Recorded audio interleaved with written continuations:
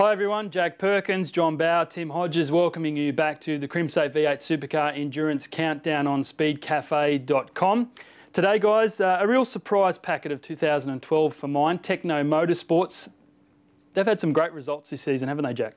They have, and it's very true to the machinery they're in. They're in Triple Eight built cars. They've got an excellent technical relationship with Triple Eight where they get a lot of feedback data and setup assistance from the Vodafone guys. So look, they've had great speed and they've proven that in practice and qualifying, but they really haven't converted a race result as yet. But young team, so look, we'd be expecting something decent at one of these Enduros from one of the cars.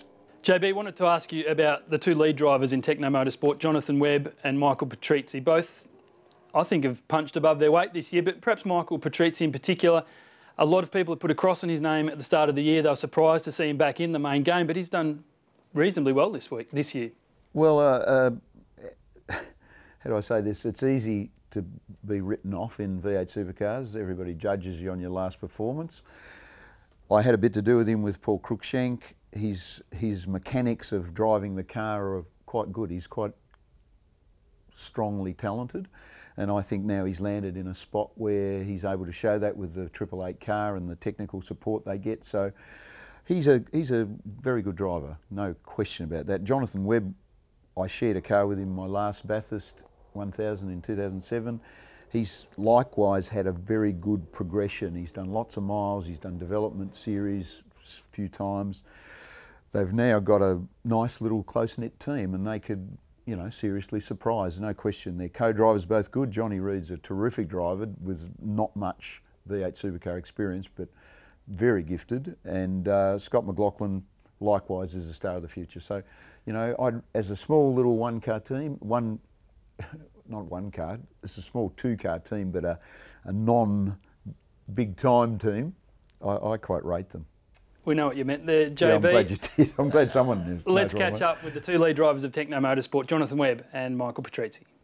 And I'm looking forward to it, as I always do with endurance races. It's, you know, it brings another whole element into what we do. So, you know, bringing Scotty McLaughlin on, he's doing a brilliant job in development series this year, and you know, we're going to give him as much as we can in the car before we actually roll into Sandown. But yeah, I'm looking forward to it. I think you know, we've been close the last couple of years, and if it all comes off for us, we'll be comfortably in the top 10. The expectation is to be where we've been all year and as close to the top 10. But you know, as long as we're on the lead lap come the end of the race, so we've got as good a chance as anyone. And you know, we've got great equipment from Triple Eight.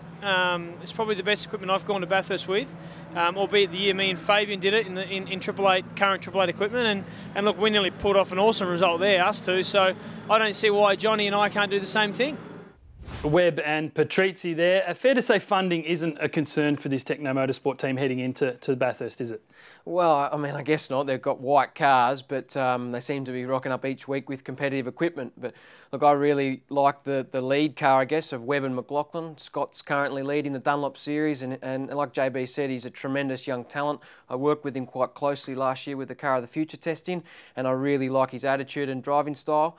So they're the pick for me. Johnny Reid's a Bathurst rookie, so anything can happen there. You can either be a hero or go to zero, as we know, because Bathurst is pretty brutal on rookies sometimes, but Percat proved us all wrong there last year. So look, like I said, I like the Webb and McLaughlin combination. The Patrizzi, Johnny Reid one's a bit of an unknown, but the equipment's sound and the team's good. You are a big fan of Scotty McLaughlin, aren't you? He's going to be a star of the future.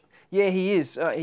You know, we seem to forget he's only a young guy, still in his teens, and to be leading the Dunlop series in only his second or third year in it, and then now to be racing the 1000 with a competitive car and team. Look, I expect big things from him. He's got, you know, 10 or 20 years in front of him to win the thing, so as long as he doesn't put too much pressure on himself to try and do a good job this time around, I'm sure there'll be many more to come after this. Okay, time for the Speedcafe's Crimsafe rating for Tekno Autosport. Over to you, Dick Johnson. Speedcafe's rating on the Tekno Autosport team is 6 out of 10.